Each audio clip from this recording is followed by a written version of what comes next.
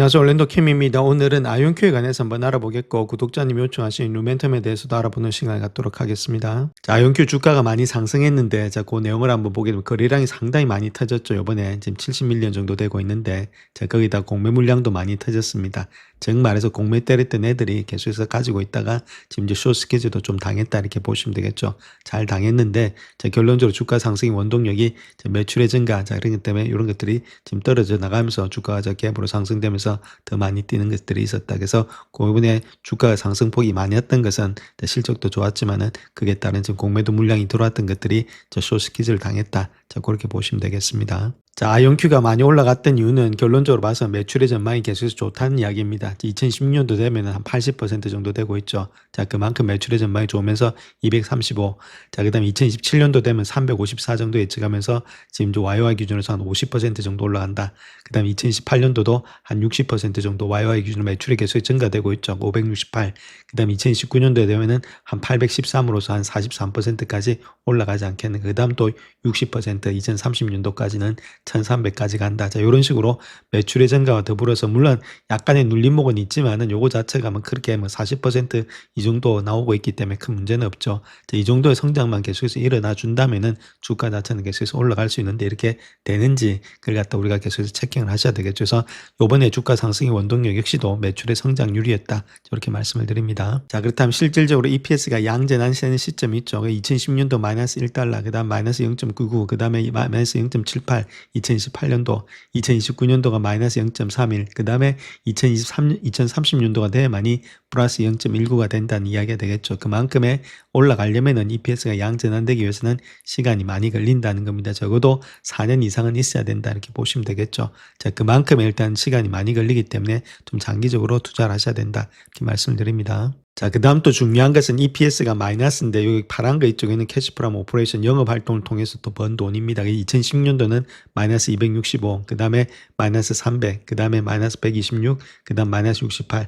자, 그 다음 2030년도 돼서야 캐시 프롬 오퍼레이션 영업 활동을 통해서 돈을 버는 것이 양전환되는데 자, 그러려면 지금 2010년도니까 적어도 5년 이상은 가지고 있는 현금이 있어야만이 들고 갈 수가 있겠죠. 저 캐시 런웨이가 그 정도 돼야 되는데 자, 거기에 대해서 우리가 한번 알아보겠습니다. 자, 그렇다면 우리가 손익계산서를 보면서 한 해 동안 이 회사가 어떻게 왔는지 한번 보겠습니다. 2024년도하고 2025년도를 비교한 겁니다. 이 10K 자료에 가면 있습니다. 요거 보시게 되면 매출이 있죠. 자, 매출이 43,000에서 13만이니까 이거는 3배 정도 증가했죠. 한 해 동안에. 그러니까 어쨌든 이 성장 회사가 성장을 하고 있다는 겁니다. 매출의 증가 가장 중요하겠고 그 다음에 돈을 어디다 쓰는지 코스트 비용으로 한번 보게 되면 리서치 앤 디벨opment 있죠. 연구개발하는데 13만에서 30만, 그 2배 정도가 늘어났다. 연구개발하고 있는 회사다. 자, 그렇게 보시면 되고 그 다음에 General and Administrative 요거 자체는 일반 관리비입니다. 7만 5천에서 24만 요것도 한 3배 정도 늘어났죠. 한 4배 정도 늘어났죠. 3배 정도구나. 37, 21이니까. 자, 그렇게 했을 땐 요것도 마찬가지로 봤을 때는 계속해서 사람을 뽑고 있구나. 그래서 인원을 증가하면서 계속해서 뽑고 있는 가운데 있다. 이렇게 보시면 됩니다. 자, 그로 인해서 로스 프롬 오퍼레이션이 있죠. 그래서 지금 이제 로스가 많이 나는 것이 23만인데 이게 63만이니까 한 3배 정도가 로스가 나고 있구나. 로스가 나던 이유는 자, 사람을 많이 뽑았고 결론적으로 연구개발을 많이 했다. 그 회사가 확장되고 있는데 매출은 늘어나고 있구나. 자, 그런 것들 알 수 있겠죠. 그럼 정상적인 회사다 이렇게 보시면 되겠습니다. 자, 다음 대차 대조표도 한번 봐야 되겠죠. 뭐 여러 가지가 있겠지만은 가장 중요한 캐시가 얼마만큼 갖고 있느냐 그게 중요한 겁니다. 그래서 요 정도 이것도 많이 늘어났죠. 53,000에서 지금 100만까지 늘어났으니까 엄청나게 늘어났다. 캐시 앤 캐시 이퀴벌런트 그 다음 쇼텀 있죠. 쇼텀도 많이 늘어났죠. 이것도 28만에서 130만이니까 이거 많이 늘어났다. 자, 그 다음 또 롱텀도 있죠. 롱텀도 봐야 되니까 롱텀도 요 세 가지가 캐시를 갖고 있는 거니까 많이 늘어났다. 그래서 결론적으로 봤을 때 토탈 에셋 자체가 상당히 많이 50만에서 650만이니까 적어도 10배 이상이 늘어났다는 겁니다. 그래서 캐시를 많이 가지고 있구나. 캐시에 조달한 것은 다른 게 아니라 지금 이제 주식을 많이 발행해서 이렇게 캐시를 많이 가지고 있다. 저 그렇게 보시면 되겠죠. 그렇다면 요 캐시를 가지고 얼마만큼의 우리가 견딜 수 있는지 자, 그걸 한번 계산해 보겠습니다. 자, 그렇다면 우리가 캐시 런웨이를 한번 알아봐야 되겠죠. 회사가 얼마만큼 견딜 수 있느냐. 자, 아무래도 이렇게 활주로가 필요하다는 겁니다. 날아오르기 위해서는 자, 이런 활주로가 몇 년 동안 버틸 수 있느냐. 자, 그렇게 했을 때 아까 캐시 앤 캐시 이퀴벌런트 요거 있죠. 쇼텀하고 롱텀 요거 자체를 일단 했을 때 얼마만큼 요거 다 더하면은 요거 빼주면 되겠죠. 이게 로스가 1년 동안에 많이 났으니까 요거는 상당히 많이 났습니다. 조금 일단 인수합병이 많았으니까. 자, 그럼에도 불구하고 좀 보수적으로 잡아서 우리가 그렇게 해봐야 되겠죠. 자, 그렇게 했을 때 요걸 다 대보면 됩니다. 여기서 가지고 있는 캐시가 요 정도니까 이런 것들을 한번 해 놓으시면은 이 회사는 이 정도 버틸 수 있구나 이런 것들을 알 수가 있으니까 우리가 직접적으로 한번 구해 보시는 게 중요하다 이렇게 보시면 되겠죠. 회사가 얼마만큼 버틸 수 있느냐. 자, 그것이 중요하니까. 그래서 요렇게 다 더해 요 세 개를 내주게 되면은 한 330만 정도가 나오죠. 자, 고렇게 했을 때 요거 가지고 지금 이제 빼기를 갖다가 633이죠. 633, 715니까 자, 요렇게 빼면은 실질적으로 요 정도가 270명이 나온다는 겁니다. 그래서 작년 한 해 동안 요렇게 했으니까 여기다 곱하기 4 정도 해주게 되면 요 정도 나오죠. 그러니까 4년 이상은 충분히 견딜 수 있다. 좀 보수적으로 잡아서 그렇고 뭐 5년, 6년도 충분히 버틸 수 있겠죠. 보수적으로 잡은 거고. 자, 그 정도로 일단 버틸 수 있는 자금이 훨씬 더 많이 있다는 겁니다. 그럼 우리가 자금이 버틸 수 있는 게 많으니까 적자가 좀 많이 난다 하더라도 충분히 견딜 수 있다. 그래서 길게 보면서 갖고 가고 있다. 이렇게 이런 원동력이 없으면은 이런 것들 회사가 좀 망가지면은 좀 힘들죠. 그러니까 이 정도 버틸 수 있는 자금은 있구나. 그걸 항상 생각하시고 적자주는 우리가 생각을 하셔야 된다. 이렇게 말씀드립니다. 자, 선수들의 목표가 한번 보겠습니다. 목표가 2월 25일부터 시작해서 2월 26일까지 있죠. 그때 목표가를 한번 보겠습니다. 어떻게 포지션을 줬는지 바이 등급을 거의 다 줬는데 2명만 홀드 등급을 줬다. 이렇게 보시면 되겠고, 자, 목표가를 본다면 거의 다가 지금 현재 100불에서 90불, 이게 제프리스, 그 다음에 그렉 헬렘은 60불, 그 다음 리뎀은 80에서 65불 조금씩은 내려왔죠. 그 다음에 벤치마크 65불, DA 데이비스는 35불, JP 모건 42불, 47에서 42불, 그 다음 켄트 피츠젤드가 70불, 그 다음 웨부시가 한 60불 정도 되고 있다. 그래서 가장 낮게 준 것이 35불이고 가장 많이 준 것이 90불이다. 이렇게 보시면 되겠죠. 자, 그런 가운데이기 때문에 왔다 갔다 하는 그런 가운데 있습니다. 자, 그럼에도 불구하고 지금 가격보다는 거의 다 위에를 이야기하고 있다. 자, 이렇게 말씀드립니다. 자, 실적 발표에 아무래도 급등했는데 전망에 대해서는 애널리스트들이 긍정적인 반응을 보였죠. 자, 이런 것들 때문에 좀 주가가 많이 뛰었다 이렇게 보시면 되는데 그랬던 이유들을 한번 찾아보겠습니다. 자, 제프리스는 아이온큐에 대해서 매수 의견을 유지했지만 목표가는 100불에서 90달러로 하향 조정했다. 그렇게 말하고 있고 12월에 분기 실적과 전망 모두 아이온큐가 반도체 기반의 로드맵과 뚜렷한 모멘텀을 바탕으로 다양한 성장 동력을 확보하고 있다는 점을 다시금 확인시켜줬다. 그렇게 말하고 있죠. 256기비트 시스템도 2026년도 4분기 도입을 목표로 순조롭게 진행되고 있고 상업적인 수요도 지속적으로 확대되고 있다. 그렇게 말하고 있고 특히 핵심 사업을 본다면 2015년도 회계연도에 전년 대비 80% 이상이 성장됐다. 그래서 유기적인 성장과 비유기적인 성장에 대한 논란을 해소하는 데도 기여되고 있다. 이렇게 말하고 있죠. 그래서 현재의 주식 매력도도 여전히 긍정적으로 평가한다. 자, 그렇게 말을 하고 있고 자, 특별히 아이온큐가 예상치를 상회하는 실적을 기록하고 향후 전망도 상향 조정했다. 자, 이런 것들. 그 다음에 하드웨어와 시스템의 판매, 양자 네트워킹과 보안의 구축, 양자 센싱이라든지 다양한 성장 동력에서 확장할 수 있는 좋은 위치에 있다. 자, 이렇게 평가가 되고 있다. 그렇게 밝히고 있죠. 자, 결론적으로 아이온큐가 반도체 기반의 로드맵, 컴퓨터 네트워킹의 보안이란지 센싱 등 다양한 산업 수요를 결합해서 아이온큐 주식 투자 매력도가 여전히 높다. 그렇게 말하고 있죠.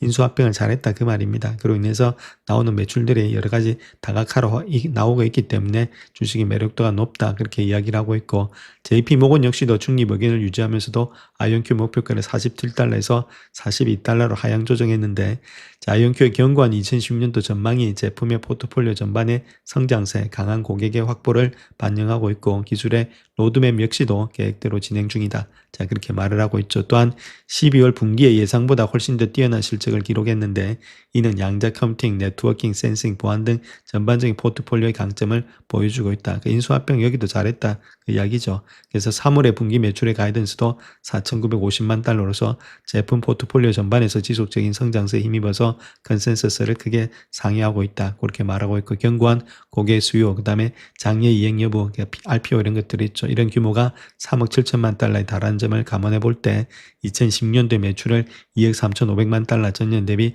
81% 증가한 것으로 제시되고 있다. 해서 시장 기대치인 2억 800만 달러보다도 훨씬 더 상회한다. 자, 그렇게 말하고 있죠. 숫자를 보니까 자, 결론적으로 그 안에 내부 상황은 잘 모르는 그런 입장이죠. 그래서 인수합병을 통해서 잘했다는 겁니다. 그래서 회사를 계속해서 넓혀서 매출의 증가가 되고 있다는 것이 가장 중요하다. 그 이야기를 하고 있죠. 자, 다음 Q&A 시간에 나왔던 질문 중에서 곡에 대해서 한번 보겠습니다. 시드 이노베이션 대해서 인수 관련 추가 질문했는데 드마시는 시드는 미션 컨트롤 소프트웨어 기업으로서 아주 독특한데 아이온큐의 구성요소 솔루션을 결합할 뿐만 아니라 아이온큐가 등장하기 전부터 여러 가지 3자 기관이라든지 다우 일부에도 같은 기능을 제공해 왔다. 그래서 시너지 효과가 나타날 거다.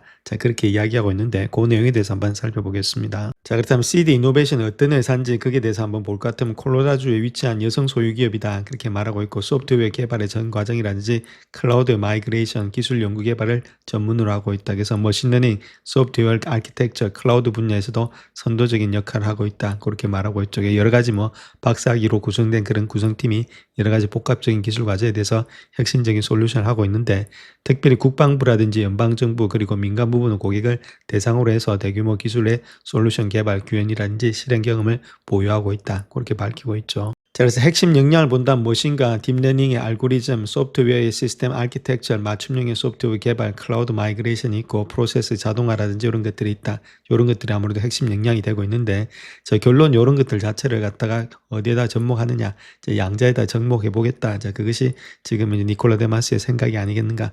그렇게 볼 수 있겠죠. 그래서 AI가 이쪽으로 빨리 가고 있는데 AI가 하고 양자하고 한번 접목해 보겠다. 그 이야기를 하고 있죠. 중요한 건 과거 실적인데 과거 실적에서 정부를 통해서 본다면 정보기관과 총 28년 계약을 체결했다. 그래서 업무를 추행한 12건의 계약건이 있다. 이렇게 말하고 있죠. 그래서 여러 가지 계약건이 있다는 겁니다. 어느 정도 일단 실적이 또 있다는 이야기가 되겠죠. 그래서 이런 것들도 하게 되면 또 시너지 효과가 나타나지 않겠나. 그렇게 볼 수가 있겠습니다. 물론 지금 주가가 많이 올라와서 좋은데 제가 보는 관점은 또 200일선은 아직까지 저항대가 있기 때문에 쉽게 올라오기는 또 쉽지가 않다 이렇게 말씀드릴 수 있겠고 아직까지는 추세가 저항대에 있다 이렇게 보시면 되겠죠. 하락 추세에 있다 이렇게 말씀을 드립니다. 그런 가운데 있기 때문에 여기서 바로 반등해서 끝까지 올라가면 좋겠는데 시간이 걸린다는 거겠죠. 그것이 200일선이 있는 건데 200일선이 부질수가 있다는 거죠. 그래서 48불대에서 50불대가 완전히 좀 돌파를 해야만이 주가 자체가 완전히 상승의 여력을 받으면서 모멘텀 상에서는 더욱더 올라갈 수 있으니까 그 돌파는 자세히 보시고 이런 종목들은 아무래도 좀 길게 보시면서 들고 가야 되는데 쉽지가 않죠. 왔다 갔다 하는 등락이 많기 때문에 그렇기 때문에 내가 가지고 있는 포트폴리오에서 너무 많은 돈이 들어가면은 잠을 못 잡니다. 잠을 못 잔다는 말은 제대로 된 투자가 아니다 이렇게 보시면 되겠죠. 그런 가운데이기 때문에 자기한테 알맞는 투자를 하시고 좀 장기적으로 보시면서 갖고 가야 될 종목이 아니겠는가. 아직까지 모릅니다. 어떻게 될지가 모른다는 거겠죠. 숫자상으로는 그렇게 나와 있지만은 앞으로 시장을 계속해서 회사를 지켜봐야 된다 이렇게 말씀드립니다. 아이온큐 한번 정리하는 입장에서 애니메이션을 통해서 양자 컴퓨팅 상업화 시대가 열린다 이렇게 하면서 한번 만들어 봤는데 이거 한번 보시고 이런 것들을 만드는 데 있어서 5분이나 2분 만에 만드는 게 아닙니다. 적어도 1시간 이상, 1시간 반 이상 걸려서 만드는 거니까 모든 자료를 다 집어넣어서 만드는 거죠. 그래서 쉽게 만드는 게 아니니까 질문 개수만 해도 20개가 넘어가니까 그래서 만든 자료니까 한번 보시고 그 다음에 또 이런 것들 펀더멘털 이야기가 더욱더 제가 말하는 것보다 훨씬 더 쉽게 일단 하고 있으니까 그런 것들을 통해서 한번 보시면은 제가 한 것보다는 조금 더 낫지 않겠는가. 그렇게 제가 알고 있는 걸 갖다 쉽게 표현하게 하기 위해서 이렇게 하고 있는 거니까 그런 것들이 더욱더 낫지 않겠나는 그 입장에서 하고 있습니다. 그러니까 이걸 한번 들어놓으시면은 아무래도 펀더멘탈적으로 이야기가 상당히 수월하다 이렇게 말씀을 드립니다. 오늘은 정말 흥미로운 회사 이야기를 하나 해볼까 합니다. 바로 양자 컴퓨팅 기업 아이온큐인데요. 이 회사가 아주 극적인 금융전쟁의 한가운데에 서 있습니다. 공매도 세력의 맹렬한 공격을 받으면서도 동시에 기록적인 실적을 발표하는 정말 영화 같은 상황이죠. 대체 무슨 일이 있었던 걸까요? 자, 이 이야기의 핵심 갈등이 바로 이거예요. 한쪽에서는 공매도 보고서가 딱 나와서 이 회사 그거 다 정치적 특혜로 만든 거고 완전 실패한 사업이야 라고 공격을 하죠. 근데 며칠 뒤에 회사가 실적 발표를 딱 했는데 아닌데요? 우린 기록적인 성장을 했는데요? 하면서 완전히 다른 이야기를 하는 겁니다. 아니 도대체 누구 말이 맞는 걸까요? 진실이 뭘까요? 그래서 아이온큐를 둘러싼 진실을 파헤쳐 보기 위해서요. 저희가 6가지 파트로 나눠서 사건을 한번 재구성해 보겠습니다. 논란이 어떻게 시작됐는지부터 해서 실제 재무 데이터는 어떤지, 그리고 이 회사의 진짜 전략은 뭔지, 미래 가능성까지 하나씩 제대로 짚어보죠. 자, 사건의 시작은 2026년 2월 초였습니다.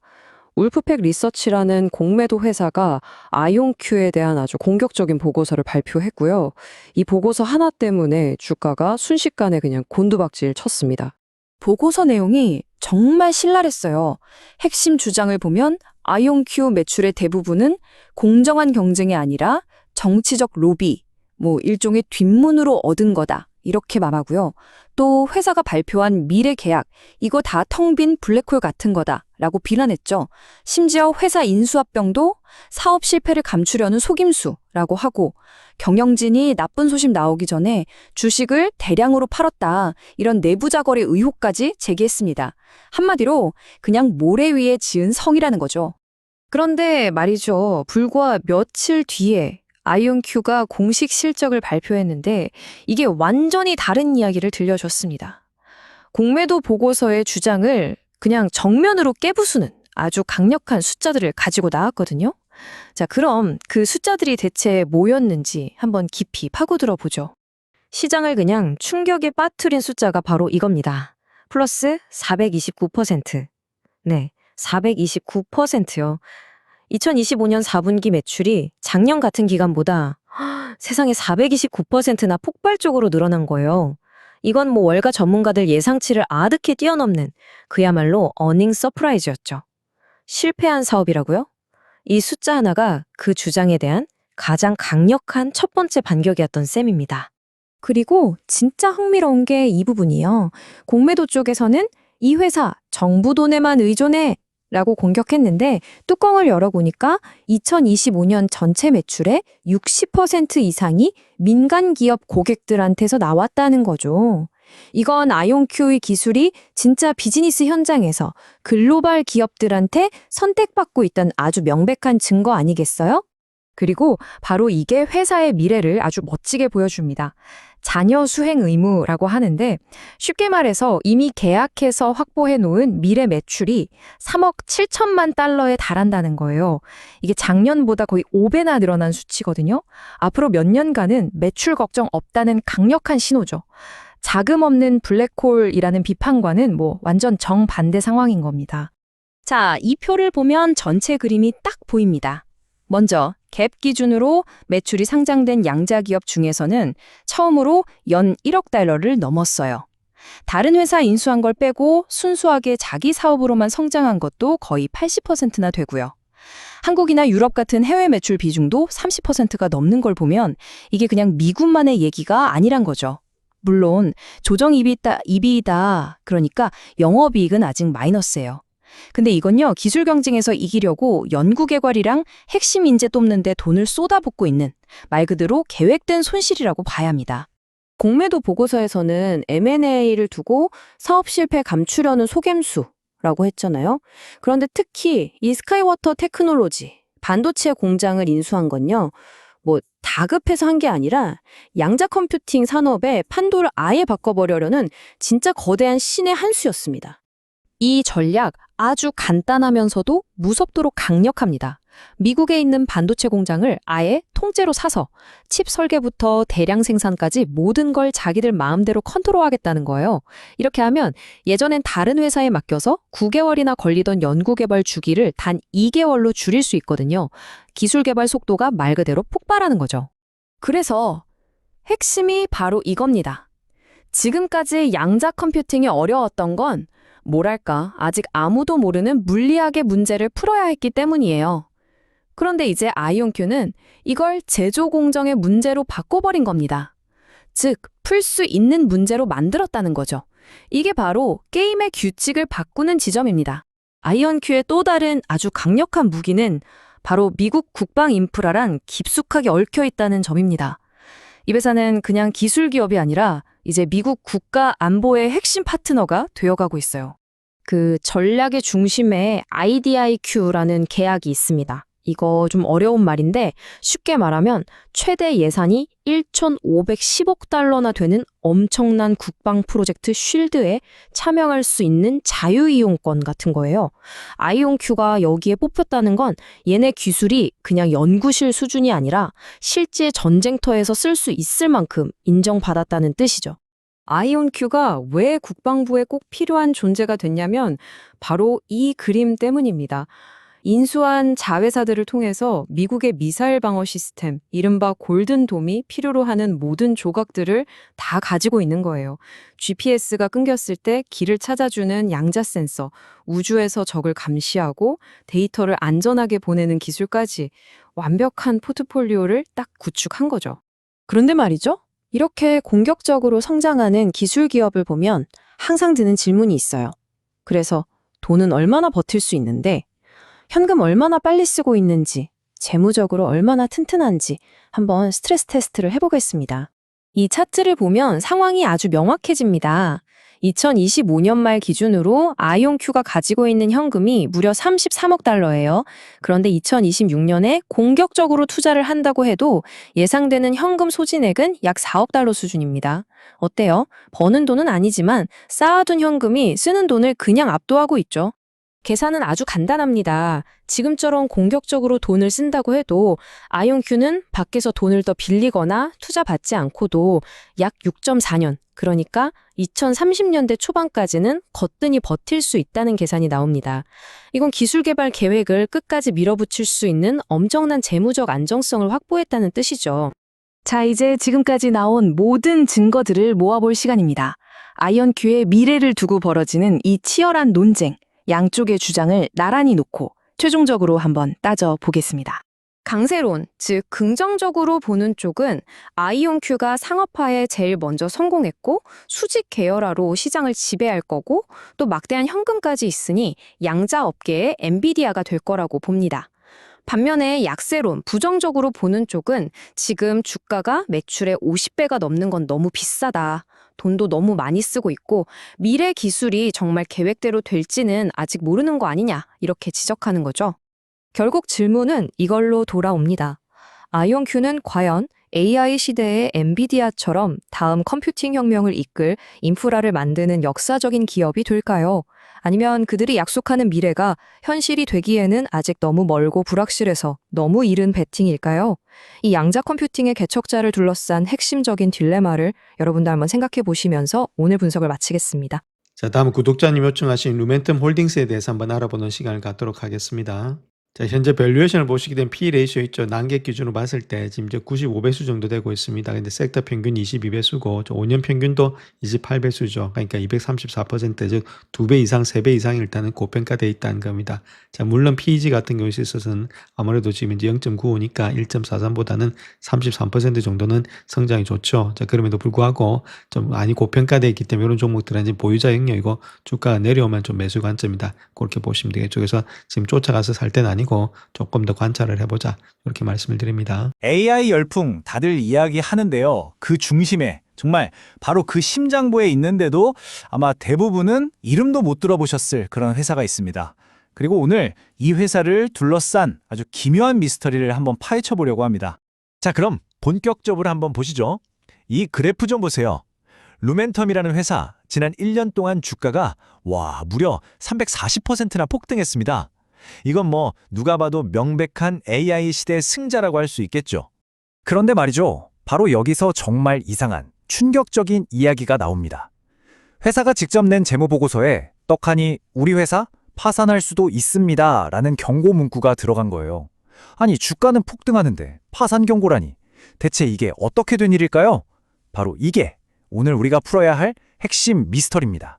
이 미스터리를 제대로 이해하려면요. 먼저 한 발짝 뒤로 물러나서 더 큰 그림을 볼 필요가 있어요.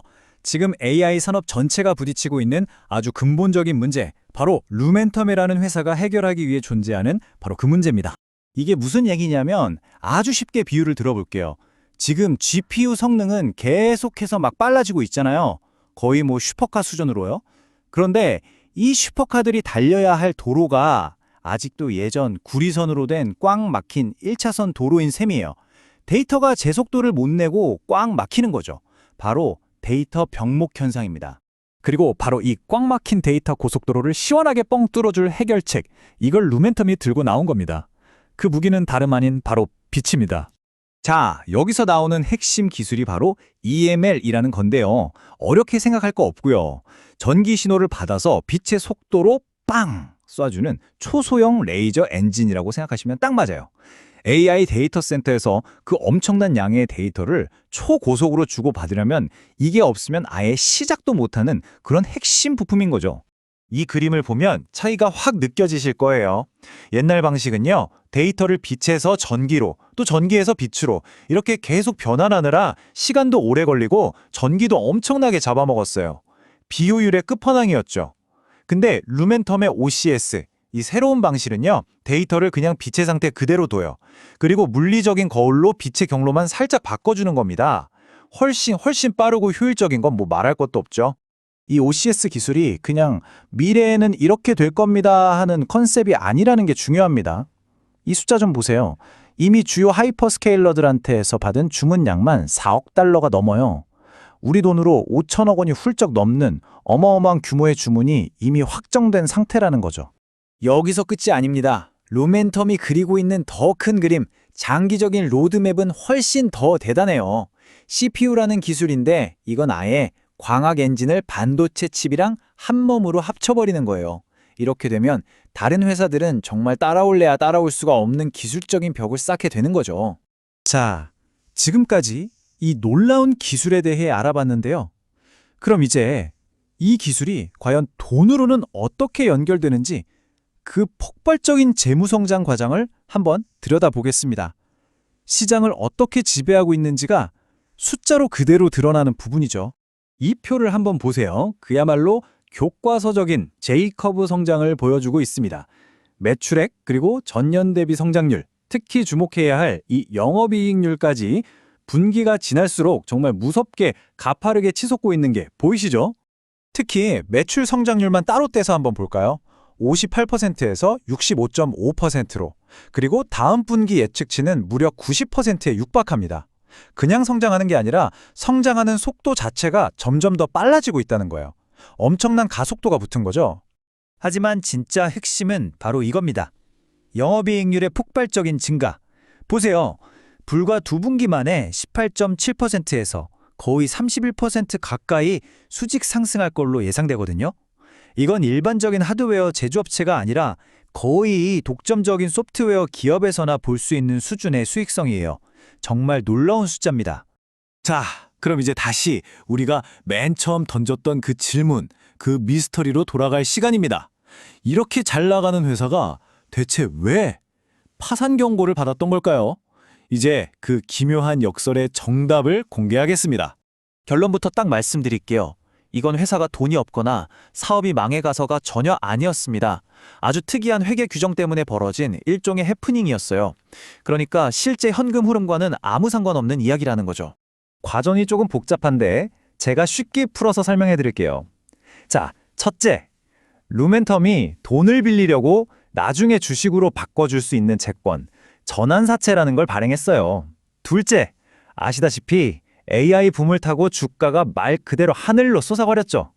셋째, 바로 여기서 이상한 회계 규칙이 딱 하고 발동됩니다. 주가가 너무 많이 오르면 이 채권을 당장 갚아야 할 빚, 즉 단기 부채로 회계장부에 적어야 한다는 규정이에요. 넷째, 그러다 보니 서류상으로는 빚이 현금보다 훨씬 많아 보이는 상황이 된 거죠. 그래서 규정상 어쩔 수 없이 기계적으로 위험할 수 있다는 경고 문구를 넣어야만 했던 겁니다. 그럼 이 위험이 진짜 위험일까요? 이 그림을 보시면 하실 겁니다. 채권을 가진 투자자 입장에서 한번 생각해 보세요. 선택지가 두 개예요. 하나는 그냥 원금 32억 달러를 현금으로 돌려받는 것. 다른 하나는 이걸 주식으로 바꿔서 107억 달러의 가치를 챙기는 것. 여러분이라면 뭘 선택하시겠어요? 담ям이 후자겠죠. 70억 달러가 넘는 이익을 포기할 사람은 아무도 없으니까요. 그러니까 이건 실제로는 일어날 수 없는 그냥 이론적인 위험일 뿐이라는 겁니다. 결국 이 모든 소동은요, 회사가 망해서가 아니라 오히려 너무나도 성공해서 주가가 폭등했기 때문에 벌어진 아주 역설적인 회계상의 해프닝이었던 셈입니다. 정말 재미있는 케이스죠? 자, 이제 그 회계 미스터리는 다 풀렸습니다. 그럼 이제 그 착시 현상은 걷어내고 루멘텀이라는 회사가 정말로 마주하고 있는 진짜 비즈니스 리스크는 무엇인지, 그리고 그걸 넘어설 강점은 뭔지 한번 냉정하게 살펴보겠습니다. 가장 먼저 눈에 띄는 위험은 바로 이거예요. 고객 집중 리스크. 이 도넛 차트를 보시면 아시겠지만 매출의 거의 전부가 구글, 마이크로소프트, 메타, 이 단 세 곳의 거대 기업에서 나오고 있어요. 이들 중 한 곳이라도 투자를 줄이면 회사 전체가 흔들릴 수 있다는 거죠. 그래서 우리가 또 투자자들이 진짜로 지켜봐야 할 리스크는 회계장부가 아니라 바로 이 세 가지입니다. 첫째, 방금 말씀드린 소수 고객에 대한 지나친 의존도. 둘째, 주문은 폭주하는데 이 복잡한 부품을 제때 만들어낼 수 있을까 하는 공급망 문제, 그리고 마지막으로 이 빅테크 기업들이 AI 투자 속도를 조금이라도 늦추면 바로 직접적인 타격을 입게 된다는 점입니다. AI 혁명은 결국 빛의 속도로 데이터를 옮기는 싸움입니다. 그리고 오늘 우리가 살펴본 것처럼 그 흐름의 길목을 누군가가 쥐고 있죠. 그렇다면 우리가 던져야 할 진짜 질문은 어쩌면 이것일 겁니다. 과연 그 빛의 흐름을 껐다 펼 수 있는 스위치는 최종적으로 누가 컨트롤하게 될까요? 영상을 끝까지 시청해 주셔서 감사합니다. 영상이 도움이 되셨다면 구독과 좋아요 부탁드립니다. 감사합니다.